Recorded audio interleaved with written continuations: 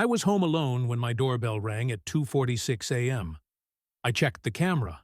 No one there. A minute later, it rang again. Still no one. I turned off the lights and watched through the window. That's when I saw it.